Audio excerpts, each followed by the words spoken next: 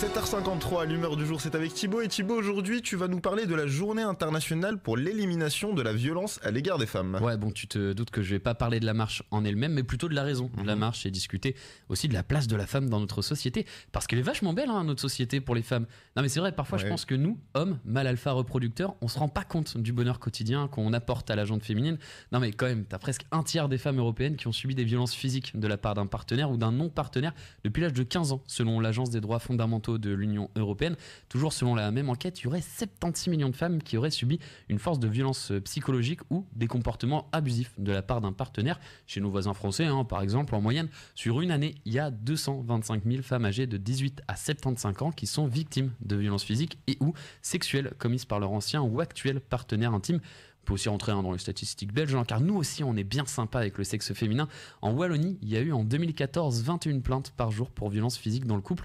Des chiffres déjà bien impressionnants, mais qui le sont encore plus quand on sait que seulement 16% des femmes victimes de violences dans le couple portent plainte.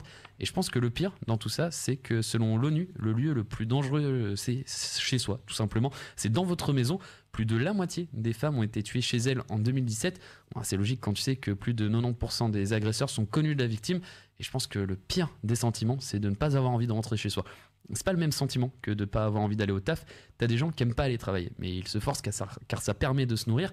Et celles qui font un travail chiant, qui leur plaisent pas, elles ont juste une envie. Quand elles finissent leur journée, c'est de rentrer se reposer et se retrouver dans un endroit qui leur plaît. Sauf que quand elles rentrent, chez elle, elle a une chance sur deux de se faire dénigrer, insulter, voire même frapper. Et finalement, son taf de merde est pas si mauvais.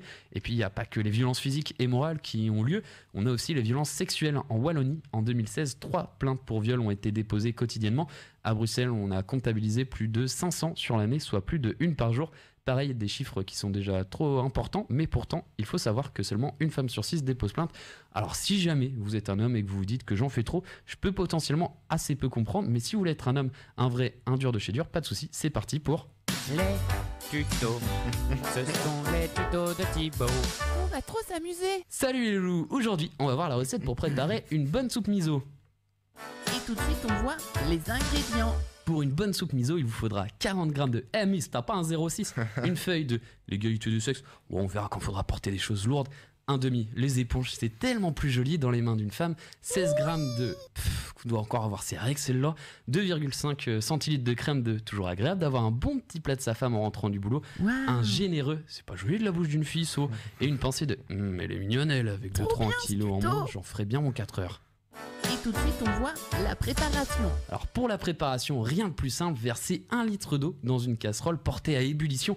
Une fois chaud, mettez-y tous les ingrédients. Pensez à remuer votre préparation. 10 minutes plus tard, vous pourrez vous régaler avec votre succulente soupe miso. Merci. Et voilà, c'est fini pour le tuto. Maintenant, vous savez préparer une bonne soupe miso.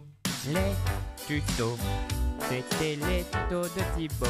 C'était trop bien. Ce qu'on a pu voir dans le billet d'humeur du jour, c'est déjà les statistiques beaucoup trop importantes qui ne devraient plus exister. Et encore, on n'a pas évoqué les remarques sexistes du quotidien, les différences de salaire, le harcèlement de rue, le nombre de femmes dans les métiers à responsabilité et tous les autres domaines où n'être femme est un désavantage dans la vie. Merci Thibaut, tout de suite on s'écoute Shkema de Zakale et Raffouli.